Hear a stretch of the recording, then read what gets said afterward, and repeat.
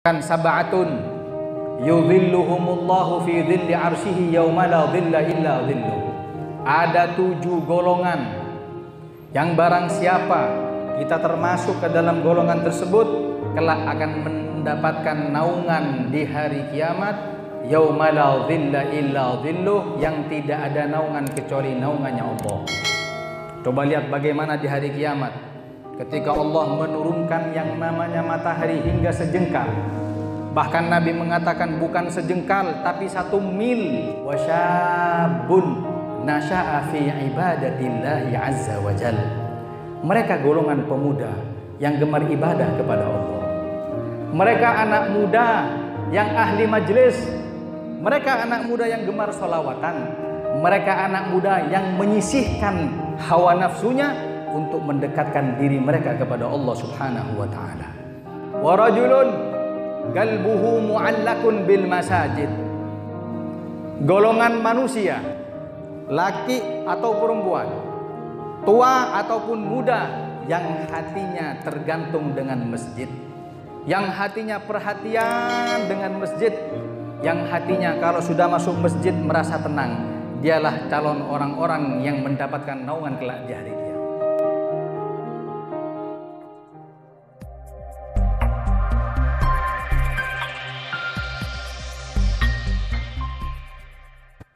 Assalamualaikum warahmatullahi wabarakatuh.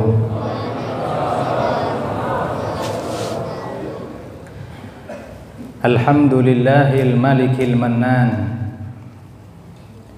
qadimil ihsan, wassalatu wassalamu ala sayyidina wa habibina wa syafi'ina wa qurrati a'yunina Muhammad Sayyidi waladi Adnan wa ala alihi wa ashabihi wa man tabi'ahum bi ihsan, amma ba'du. Subhanaka la ilma lana illa ma 'allamtana innaka antal alimul hakim. Rabbi shrah li sadri wa yassir li amri wahlul 'uqdatan min lisani yafqahu qawli. Amin ya rabbal alamin. Habaibinal ajilla wa masyayikhanal qurama wal asatidatal fudala.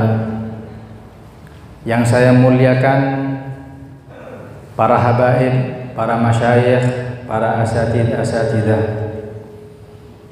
Mudah-mudahan beliau-beliau diberi oleh Allah Subhanahu wa taala ma'unah, diberi sehat walafiat, insyaallah bisa istiqomah membimbing kita untuk berjalan di jalan Nabi Muhammad sallallahu alaihi wasallam. Tak lupa kepada segenap tokoh masyarakat dan semua yang telah ikut di dalam terselenggaranya Majlis Makarimul Akhlak. Mudah-mudahan sebagaimana kita dikumpulkan di majlis yang mulia ini, kelak akan dikumpulkan di surganya Allah Subhanahu wa taala. Sebagaimana kita berkumpul di rumahnya Allah di dunia, kelak mudah-mudahan kita berjumpa dan berkumpul di rumahnya Allah di surganya kelak nanti. Amin ya rabbal alamin. Hadirin yang dimuliakan oleh Allah Subhanahu wa taala. Alhamdulillah, kita sekarang berada di dalam taman-taman surganya Allah, yang mana Rasul sallallahu alaihi wasallam beliau bersabda, "Idza marartum bi riyadil jannati farta'u." Apabila kalian lewat di kebun surga yang ada di dunia, maka mampirlah. Sahabat tanya, "Ya Rasulullah, fama riyadul jannah?" Wahai Nabi, apa ada kebun surga di dunia? Yang kami tahu kebun surga itu adalah janji Allah kepada kami. Yang kami tahu kebun surga tersebut kelak akan kami rasakan ketika di akhirat nanti. Maka Nabi mengatakan, hilakut dzikir wa fi riwayah hilakut ta'lim. Nabi mengatakan kebun sorga yang ada di dunia ini adalah majlis-majlis zikir dan majlis-majlis ta'lim. Yang mana ulama mengatakan dengan Nabi mengucapkan majlis semacam ini adalah kebun sorga. Di hadis yang lain Nabi mengatakan waman salaka tariqan yaltamisu fihi ilman, barang siapa orang yang berjalan untuk menuntut ilmu agama, hadir ke pengajian, hadir majlis semacam ini, sahhalallahu lahu bihi tariqan ilal jannah, Allah permudah jalannya masuk ke dalam surganya Allah. Menunjukkan ini majlis semacam ini sekarang hadirin, ini akan menyambung dengan majlis kelak di surganya Allah Subhanahu wa taala. Bahkan kumpulnya kita di malam yang mulia ini kelak akan menjadi satu rombongan yang kelak akan masuk ke dalam surganya Allah Subhanahu wa taala dalam keadaan gerombol-gerombol, rombongan-rombongan. Maka dari itu istiqomah ke majlis semacam ini, istiqomah ke majlis makarimul akhlak dan majlis yang semacam seperti ini. Sebab ini sudah ditulis oleh Allah Subhanahu wa taala satu rombongan yang kelak Allah mengatakan wasiqal ladzina taqaw rabbahum ilal jannati zumara, akan digiring kelak orang-orang menuju surganya Allah Subhanahu wa taala dalam keadaan rombongan-rombongan. Saya rombongan siapa ya Rasulullah? Saya rombongan siapa wahai Nabi? Rombonganmu adalah rombongan ketika kalian duduk di majlis semasa di dunia. Ini rombongan kalian. Pengen tahu teman kita di surga? Teman kita di majlis itu adalah teman kita di surga, hadirin. Pengen tahu kelak kita akan berjumpa dengan siapa di surga? Ini yang kita duduk bersama sekarang ini adalah orang yang akan kita jumpai kelak di surganya Allah Subhanahu wa taala. Maka mudah-mudahan majlis semacam ini diterima oleh Allah. Kelak akan membuahkan syafaat Rasulullah sallallahu alaihi wasallam. Amin ya rabbal alamin. Hadirin yang dimuliakan oleh Allah Subhanahu wa taala, dalam kesempatan kali ini Al-Faqir akan menyampaikan sedikit daripada hadis Rasul sallallahu alaihi wasallam tentang 7 golongan yang kelak akan mendapatkan naungan di hadapan Allah. Nabi mengatakan sab'atun yudhilluhumullahu fi dhilli arsyihi yauma la dhilla illa dhilluh.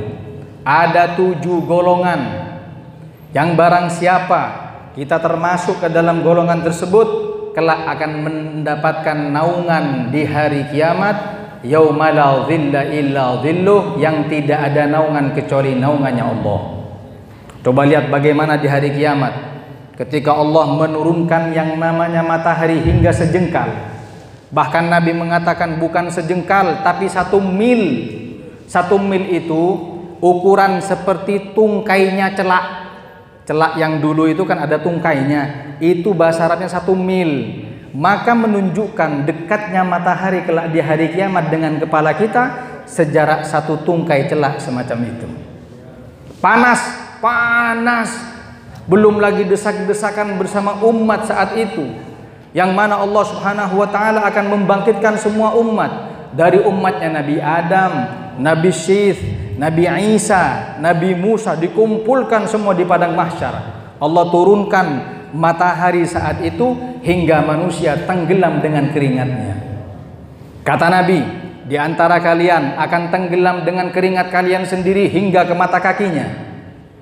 Di antara kalian ada yang akan tenggelam dengan keringatnya sendiri hingga ke lututnya.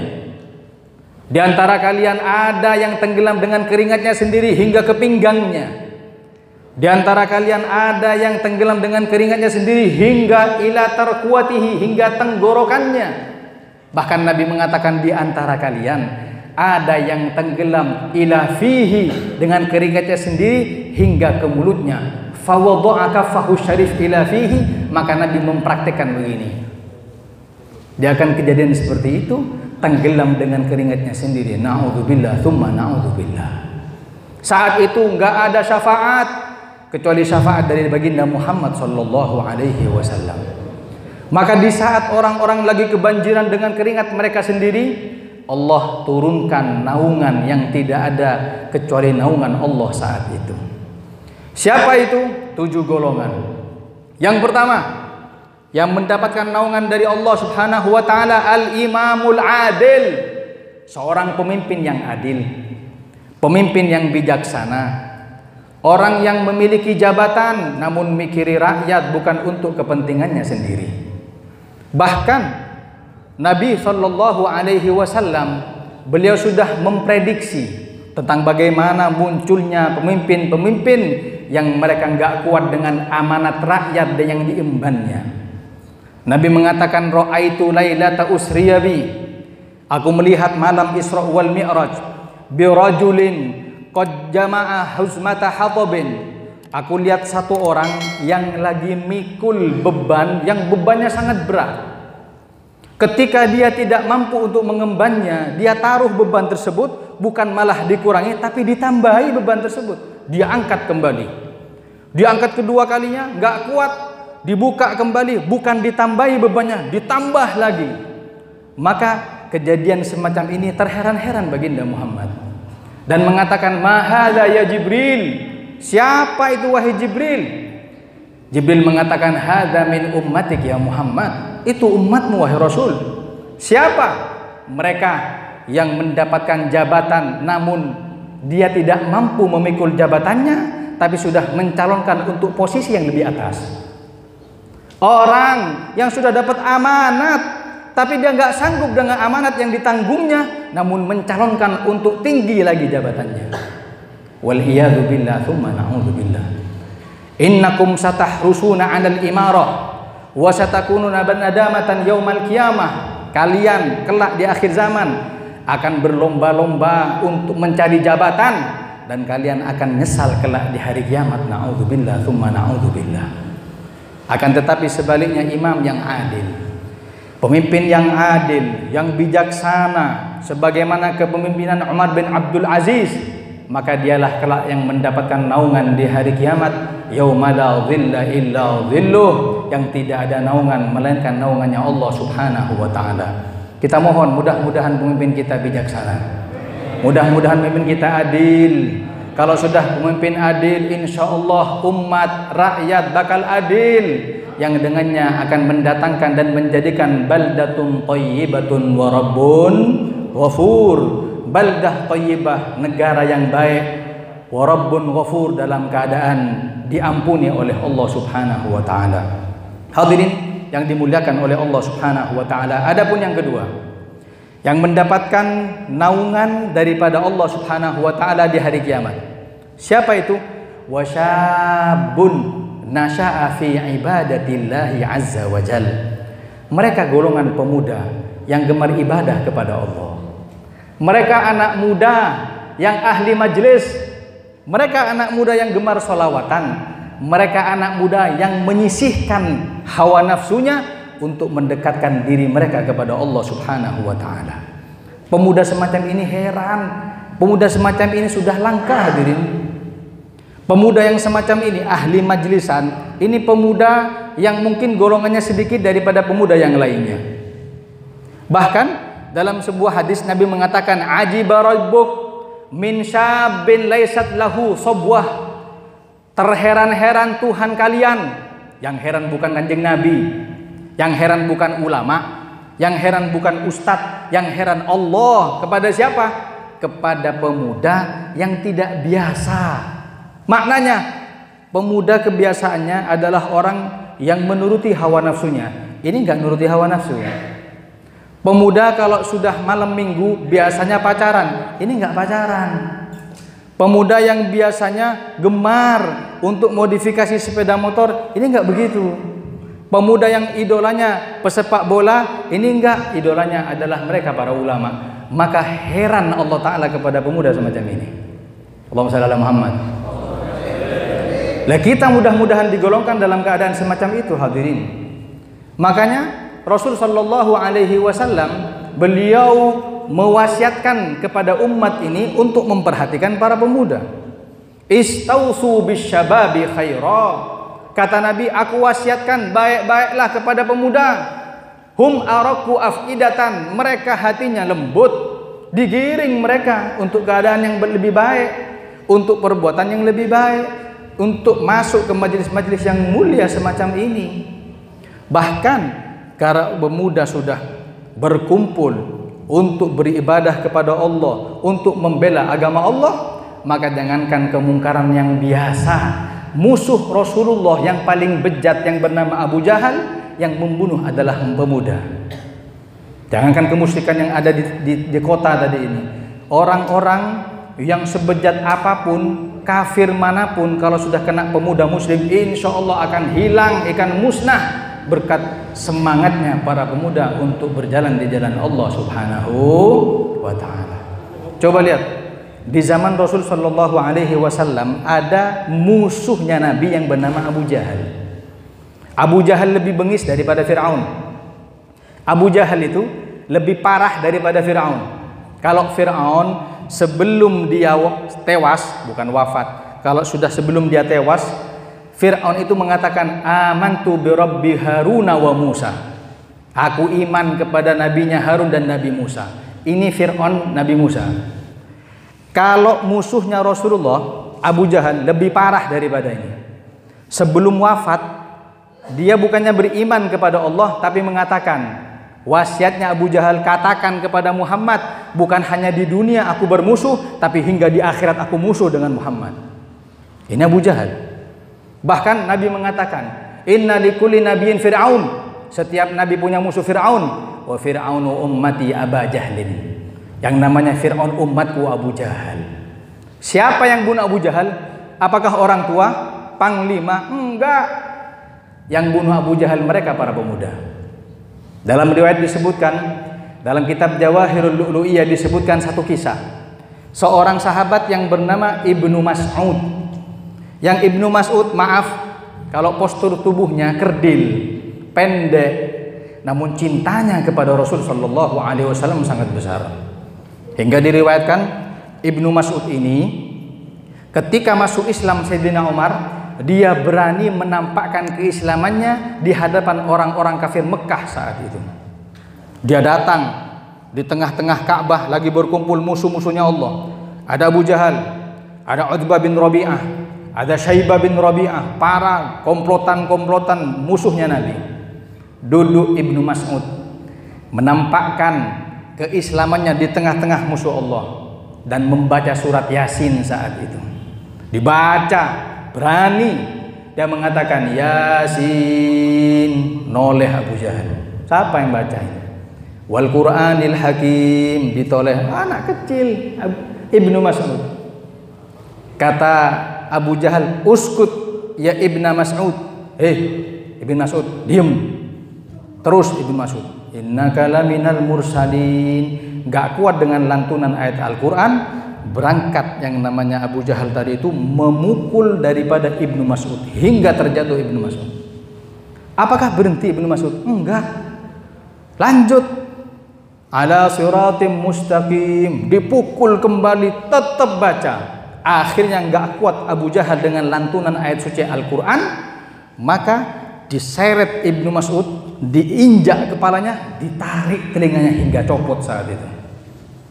Pemuda cinta kepada Allah, berani menampakkan semangatnya untuk menampakkan Islam di para musuh-musuh Allah saat itu.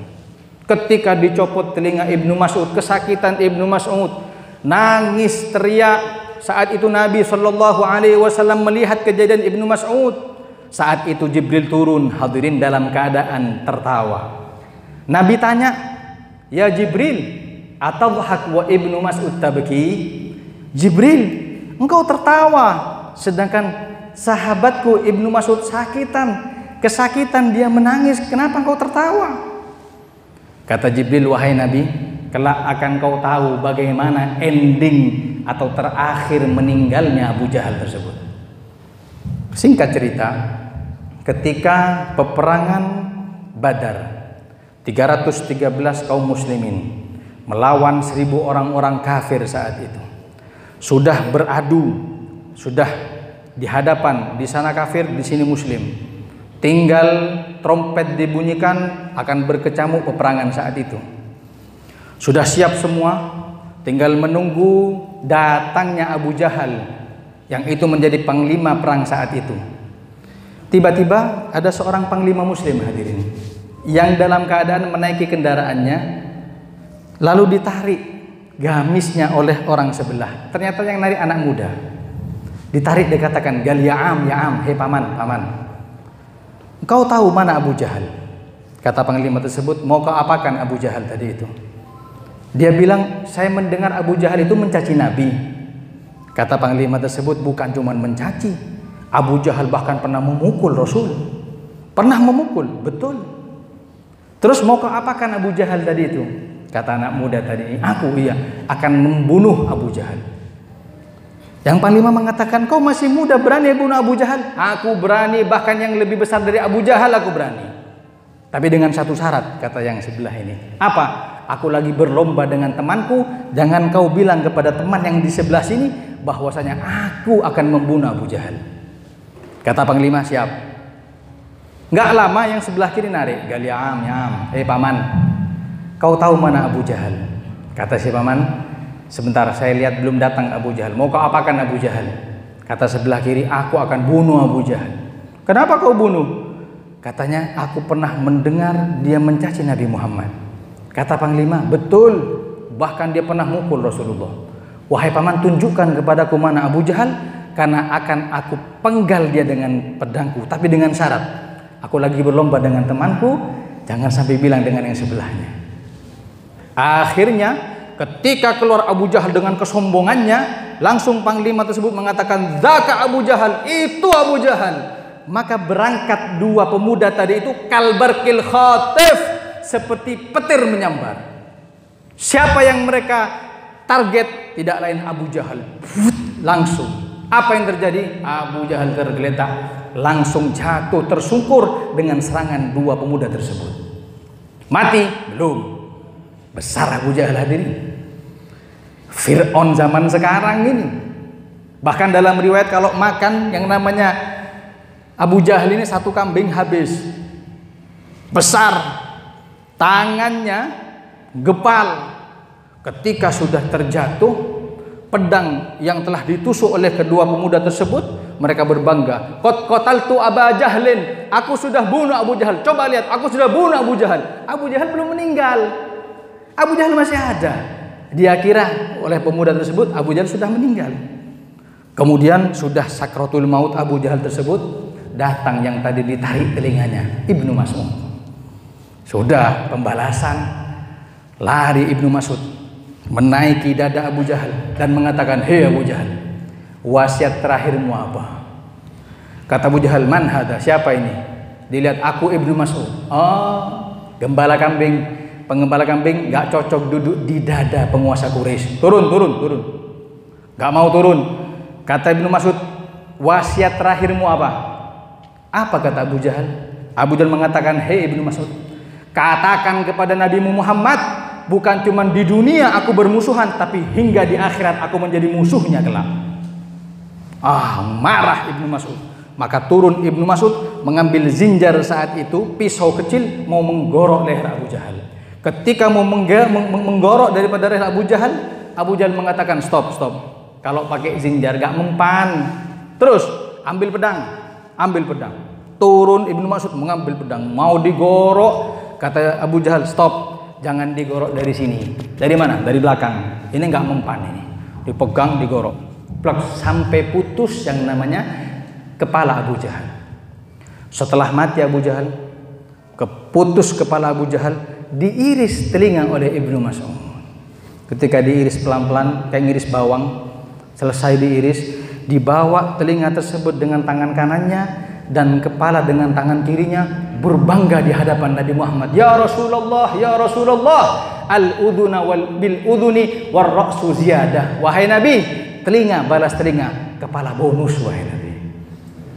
Bayangkan, pemuda yang bunuh Abu Jahal, bukan orang tua, pemuda.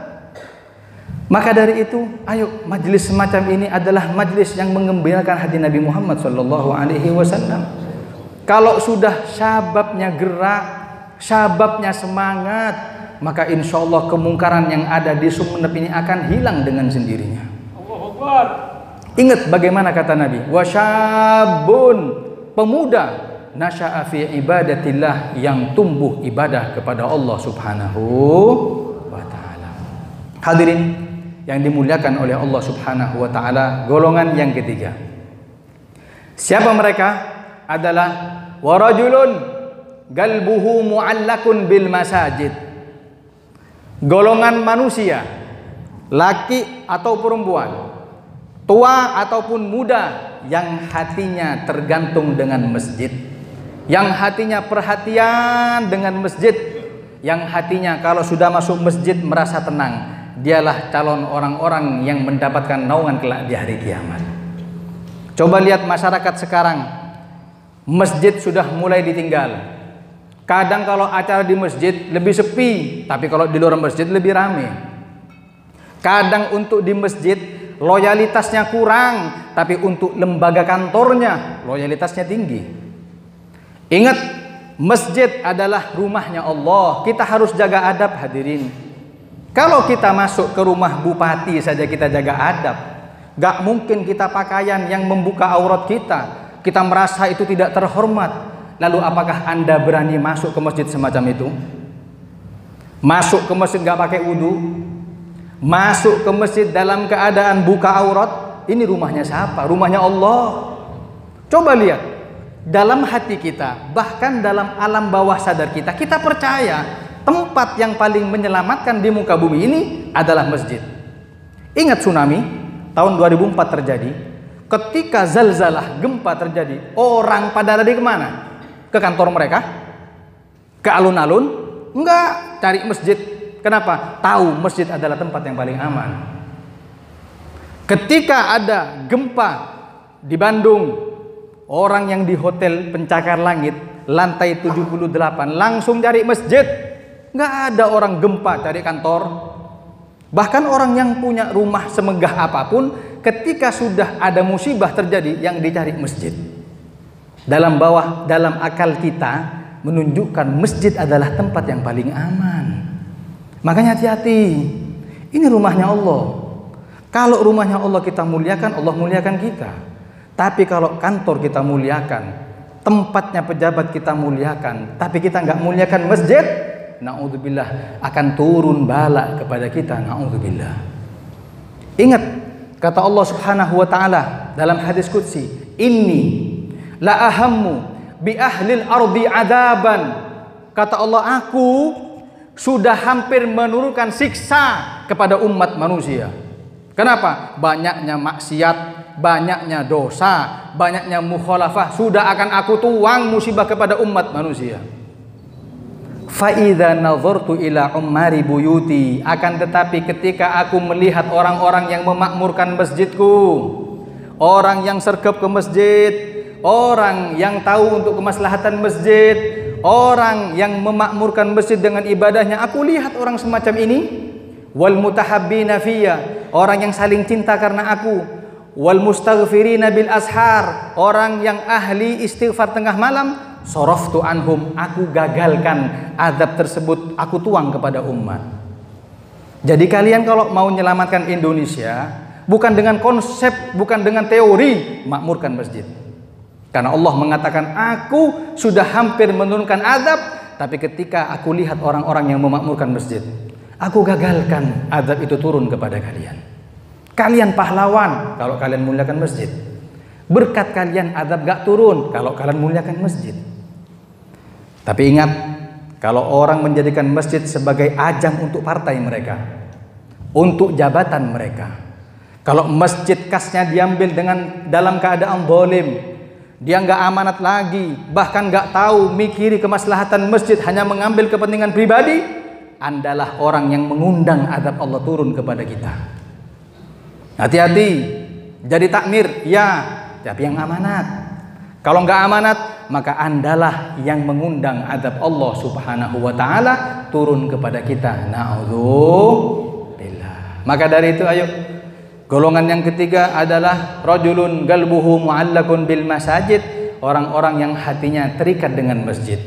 Orang muliakan masjid macam-macam. Orang muliakan masjid ada dua, muliakan zahir, muliakan batinnya. Muliakan zahir dalam keadaan menyapu masjid. Muliakan masjid dengan cara bersihkan masjid. Jangan bikin bau di masjid. Jangan rokokan di masjid. Memang rokok beda pendapat ulama, tapi rokok di masjid hukumnya haram bittifaqil ulama, sepakat ulama. Rokokan silahkan, tapi di luar masjid. Rokok di masjid jangan. Apakah Anda berani di kamar presiden Anda rokokan? Di kamar bupati Anda rokokan berani? Kok di rumah Allah berani? Ainal iman? Mana iman kalian ini?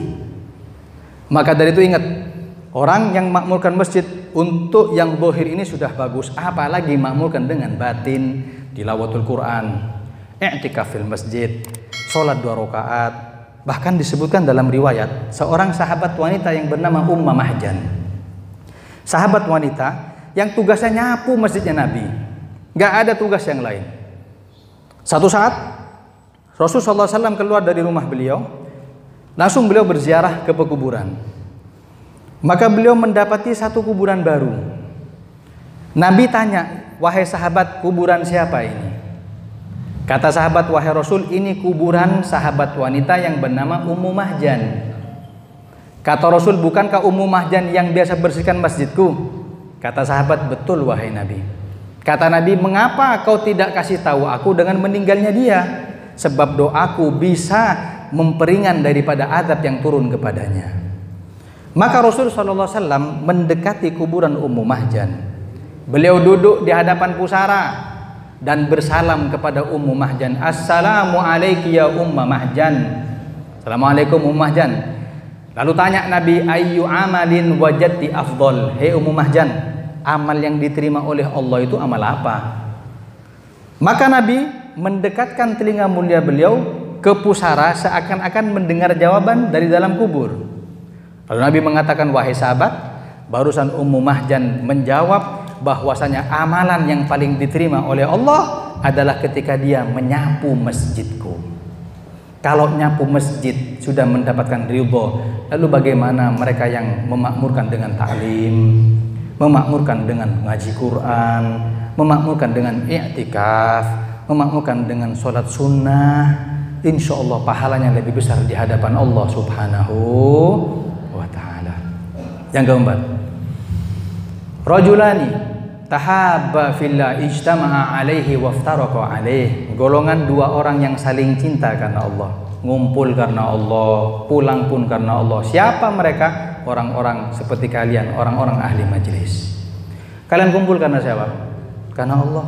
Gak ada tujuan jabatan, gak ada tujuan dapat uang. Kita kumpul karena Allah, pulang pun karena Allah.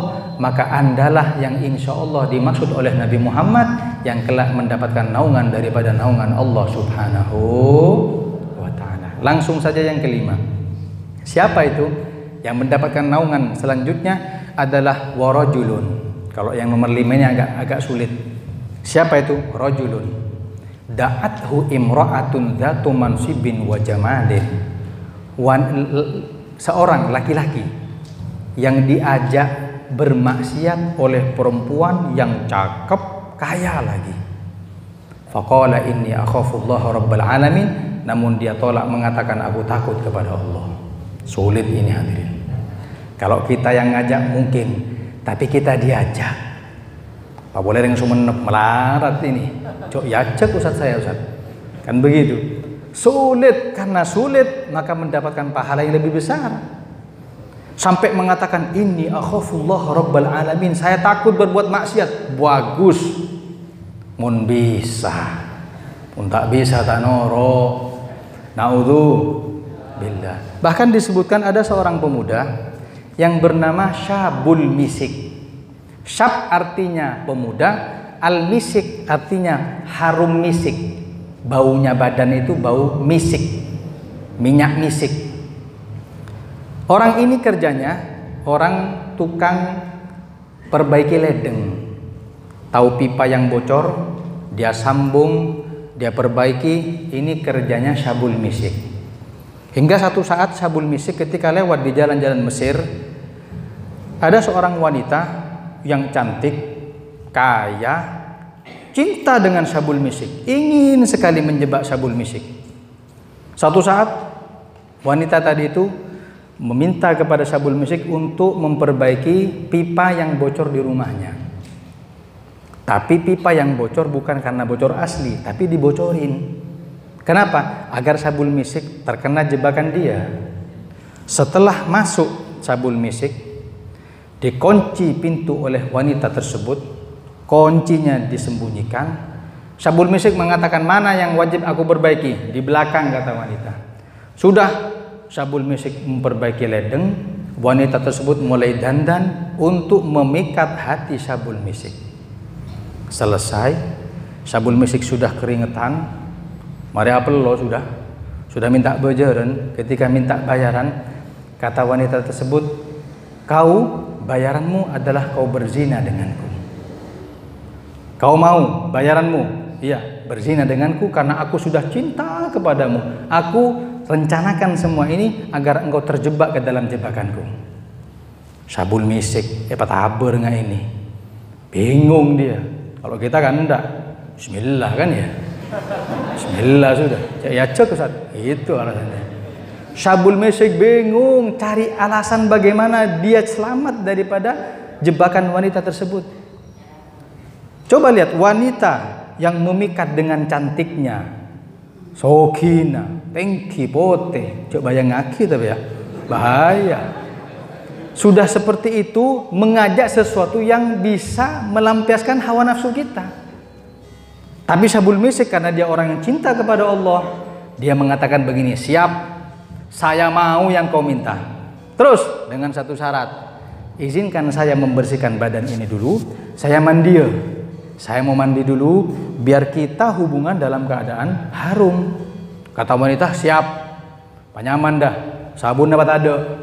Udah, ketika sudah mandi, apakah mandi sabun misik? Enggak, maaf, sabun misik mengeluarkan kotoran. Kotoran itulah dia lumuri satu badan. Ini kelumur ya. Iya, ini lumur helbar ini ya.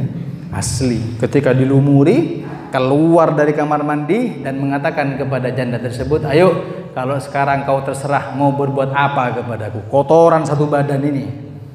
Kata janda, wah ternyata sabun misik orang yang menjijikkan, keluar, aku kira kau orang yang bersih, ternyata kau orang yang jijik, keluar. Akhirnya sabun misik lepas dari jebakan wanita tersebut.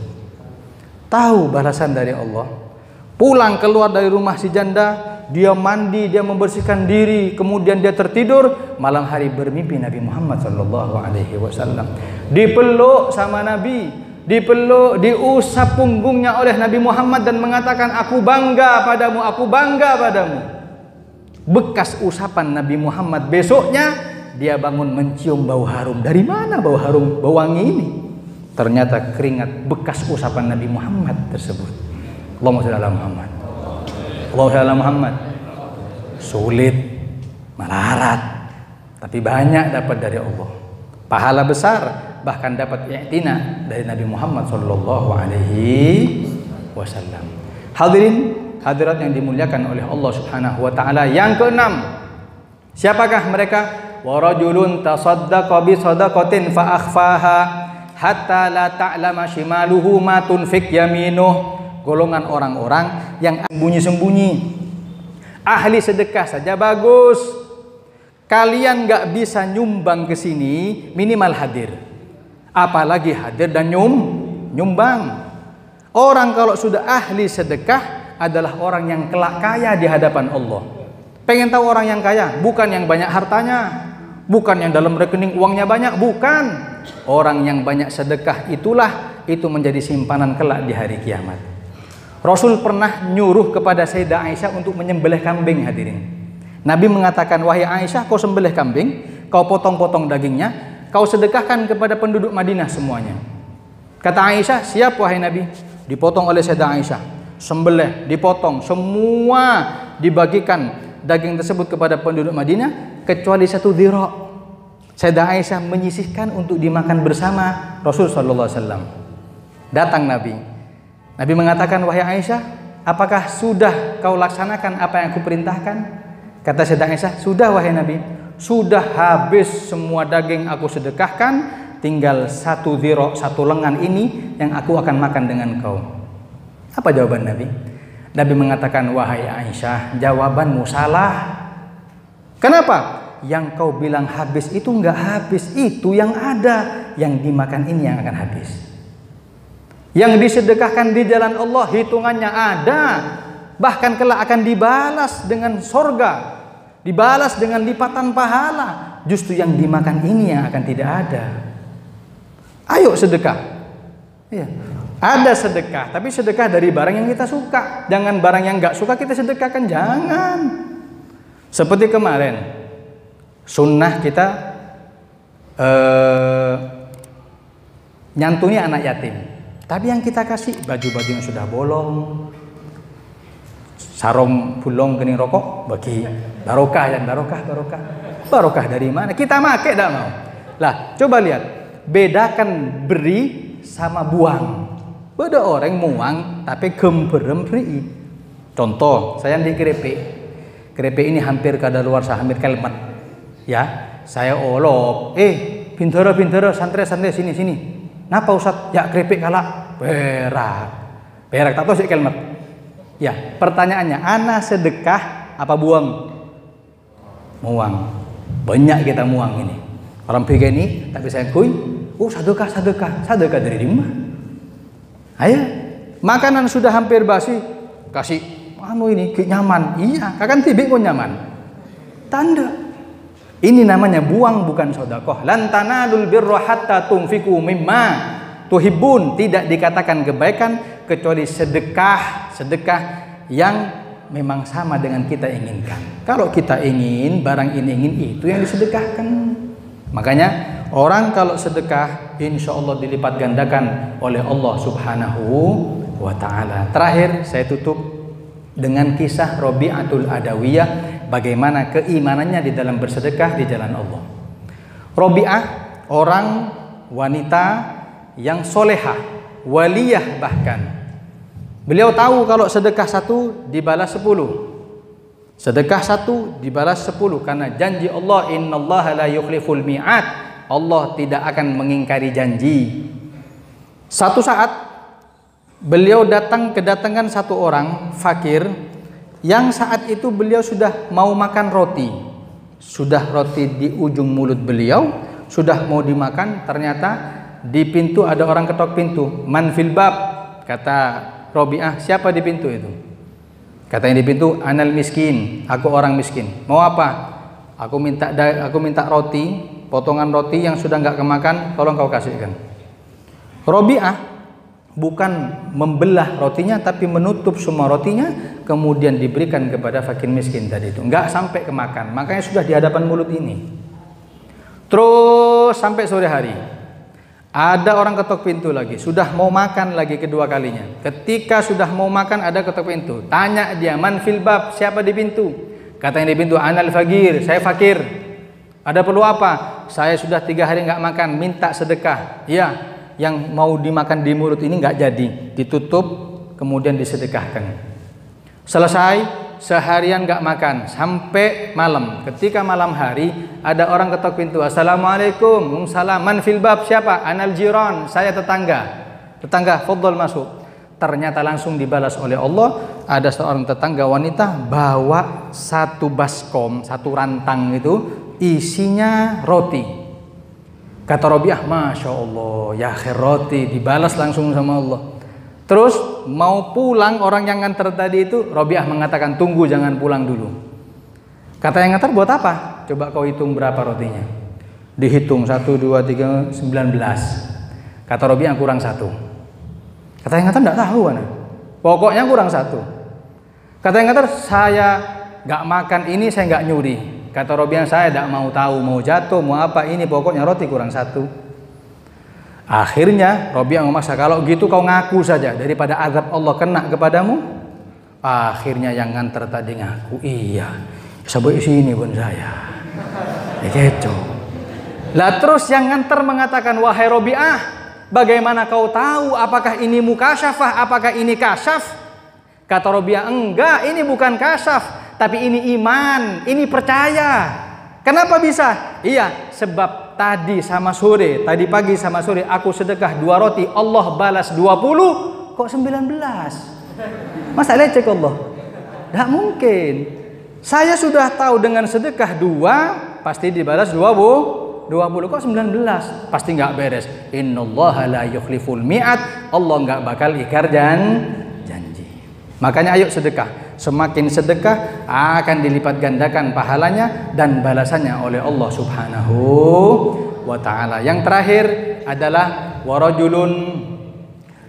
warajulun dan laki-laki, seseorang yang beribadah kepada Allah Subhanahu wa ta'ala, fafadat ainahu, lalu dia istighfar dan menangis karena dosa-dosa yang dia perbuat semasa di dunia. Intinya yang terakhir adalah orang yang sholat malam lalu dia menyesal dengan apa yang telah ia perbuat. Maka dari itu kita minta kepada Allah, mudah-mudahan kita digolongkan oleh Allah Subhanahu wa ta'ala menjadi kepada salah satu dari 7 golongan tersebut. Mudah-mudahan Allah jadikan kita, kalaupun kita menjadi pemimpin, mudah-mudahan yang adil. Kalau enggak, jadikan kita orang-orang yang memakmurkan masjid. Mudah-mudahan para pemuda yang hadir adalah syababul jannah, pemuda surganya Allah. Mudah-mudahan kita termasuk golongan orang-orang yang memakmurkan masjid dengan majlis semacam ini. Mudah-mudahan kumpulnya kita menjadi golongan orang-orang yang keempat. Dan mudah-mudahan golongan yang kelima, kalau kita dicoba dengan wanita, dengan fitnah, kita bisa kuat sehingga dengannya kita mendapatkan posisi yang kelima, orang-orang yang mendapatkan naungan di hari kiamat. Kemudian yang keenam, mudah-mudahan kita dijadikan menjadi orang ahli sedekah. Mudah-mudahan yang ketujuh, orang yang ahli bangun malam. Dengannya Allah jadikan kita termasuk orang-orang penghuni surganya Allah Subhanahu wa ta'ala. Amin ya rabbal alamin. Mudah-mudahan Allah Subhanahu wa ta'ala jadikan majelis ini istiqomah, bukan tambah sedikit tapi tambah maju, tambah banyak. Dan ini adalah masjid yang insya Allah membuat tersenyum Nabi Muhammad sallallahu alaihi wasallam. Amin ya rabbal alamin. Rabbana atina fid dunya hasanah wa fil akhirati hasanah wa qina adzabannar. Wa sallallahu ala sayyidina Muhammad wa ala alihi wa sahbihi wasallam. Bi fadli subhana rabbika rabbil izzati amma yasifun wa salamun alal mursalin. Walhamdulillahi rabbil alamin. Hada ma aqulu lakum. Wassalamu alaikum warahmatullahi wabarakatuh. A'udzu billahi samil alim minasyaitonir rajim. Bismillahirrahmanirrahim. Assalamualaikum warahmatullahi wabarakatuh. Sebelum saya lanjutkan, diharapkan kepada semua jamaah yang telah hadir dalam majelis taklim Makarimul Akhlak ini agar bisa lebih maju ke depan, duduknya lebih maju ke depan, karena di depan masih banyak tempat yang kosong, agar yang di luar bisa masuk. Jadi ruang utama masjid ini masih muat. Untuk itu yang di belakang diharapkan untuk maju ke depan, dan yang di luar bisa masuk ke dalam.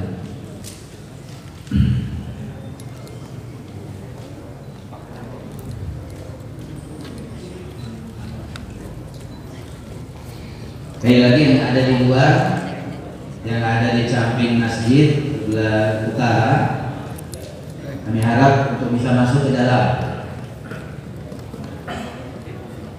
Untuk ibu-ibu kita siapkan di sebelah selatan di bahu masjid. Ala Rasulillah wa ala alihi wa sahbihi wa wala wala haula wala quwata illa billah. Para habaib, para masyayikh, para alim ulama, tokoh masyarakat, hadirin Bapak Ibu yang dirahmati Allah. Setelah kita bersyukur kepada Allah Subhanahu wa taala dan shalawat serta salam kepada junjungan kita Nabi Muhammad sallallahu alaihi wasallam beserta keluarga, sahabat dan seluruh pengikutnya sampai akhir zaman, perkenankan saya pada malam ini mewakili pengurus majelis, pengurus forum komunikasi Kampung Arab Sumeneb Makarimul Akhlak. Pertama, saya menyampaikan salam dari ketua forum, yaitu Al-Habib Abdul Mu'in bin Mustafa Baharun, yang malam ini beliau sedang perjalanan pulang dari Kerasan dalam rangka menghadiri acara 40 hari dari wafatnya Habib Ja'far Baharun. Selanjutnya, Bapak Ibu sekalian yang dirahmati Mungkin di antara bapak-bapak, ibu-ibu ada yang masih bertanya, apa itu forum komunikasi Kampung Arab Sumeneb Makarimul Akhlak ini? Forum ini adalah merupakan wadah silaturahim, wadah komunikasi secara khusus memang untuk kalangan jamaah Arab, Pakistan dan India yang ada di Kecamatan Kota Sumeneb. Akan tetapi tentu forum ini bukan sebuah forum yang bersifat eksklusif. Terbukti salah satu agenda besar yang dilahirkan oleh forum komunikasi ini adalah adanya majelis taklim yang kita selenggarakan pada setiap bulan, pada pekan pertama di setiap bulan, di mana majelis taklim ini adalah untuk semua kalangan. Niat kita dan keinginan kita bahwa pada setiap bulan di pekan pertama malam Ahad, semua majelis-majelis yang ada di Kecamatan Kota khususnya itu bisa berkumpul semuanya, baik para asatidnya, para habaibnya, para masyaikhnya, para ulamanya, itu semuanya berkumpul sehingga ini menjadi forum bersama, menjadi majelis bersama. Jadi majelis ini bukan lagi kemudian milik forum komunikasi Kampung Arab Sumeneb, tidak, tapi ini sudah menjadi majelis kita bersama. Untuk itu ke depan saya berharap kepada pengurus tidak lagi di background acara majelis ini mencantumkan forumnya. Jadi yang dibesarkan, yang diviralkan adalah majelis taklimnya. Karena ini lahir memang dari forum ini, kemudian kita hadiahkan, kita ketengahkan untuk masyarakat Sumeneb. Cita-cita kami kalau di Jakarta ada majelis taklim Rasulullah SAW, majelis Rasulullah yang dipimpin oleh almarhum Al Habib Mundir. Di Malang ada majelis Ar-Ridwan yang dipimpin oleh Habib Jamal. Nah di Sumeneb itu juga ada majelis yang semacam itu. Nah ini insya Allah menjadi cikal bakal, ya, menjadi cikal bakal dari sebuah majelis besar. Oleh karenanya kami berharap ini menjadi agenda rutin kita, menjadi agenda utama kita yang kita selenggarakan setiap bulan malam Ahad pertama. Harapannya tidak lagi kemudian pengurus itu menyebarkan undangan, ya, harapannya begitu. Jadi ini biar diingat bersama, dicatat bersama. Insya Allah doakan mudah-mudahan majelis ini bisa istiqomah terus, bisa diselenggarakan setiap bulan pada malam Ahad pertama. Selanjutnya memang ada dari program forum komunikasi ini yang bersifat khusus. Kenapa? Karena memang itu merupakan kita beranjak, bertahap, melihat kemampuan kami. Alhamdulillah forum komunikasi sekarang sudah mempunyai 1 unit mobil ambulan. Dan ambulan ini kita nyatakan bukan hanya untuk kalangan Arab saja, tetapi untuk juga masyarakat Sumeneb yang membutuhkan ambulan, 1 unit ambulan, baik ini untuk mobil jenazah atau mobil orang sakit. Yang kedua, ini mungkin program khusus yang saya sebut, yaitu adalah santunan untuk saudara-saudara kita yang membutuhkan, yang karena terkena musibah sakit, santunan kematian. Nah itu di antara program-program yang khusus. Tetapi sekali lagi cita-cita kami, insya Allah mudah-mudahan dengan doa Bapak Ibu saudara sekalian, bahwa forum ini semakin lama semakin besar insya Allah. Dengan dukungan para habaib, para ulama, para masyayikh, mudah-mudahan forum ini manfaatnya betul-betul dapat dirasakan, sehingga bisa menciptakan yang pertama, bisa menciptakan iklim ubudiyah, iklim keagamaan yang semakin lama semakin semarak di Kabupaten Sumeneb ini. Itu yang pertama. Yang kedua adalah iklim sosial dan kesejahteraan untuk masyarakat. Memang sekali lagi untuk program-program khusus itu kami mulai dari kalangan terbatas, dari kalangan sendiri. Tapi insya Allah kedepannya mudah-mudahan forum ini bersama forum-forum yang lain, bersama majelis-majelis yang lain, bersama yayasan-yayasan yang lain, entitas-entitas kebaikan yang ada di Sumedang ini, mudah-mudahan kemudian bisa bergerak, berkembang sehingga benar-benar dirasakan manfaatnya oleh kita semuanya, limaslahatil ummah, limaslahatil Islam wal muslimin. Amin ya rabbal alamin. Demikian Bapak Ibu sekalian yang dirahmati Allah, apa yang bisa saya sampaikan. Tak lupa kami ucapkan banyak terima kasih pada para tokoh kami, para habaib, para masyayikh yang sudah meramaikan acara ini, dan kepada hadirin semua yang telah hadir dalam acara ini. Mudah-mudahan ini semuanya memberikan keberkahan bagi dalam kehidupan kita.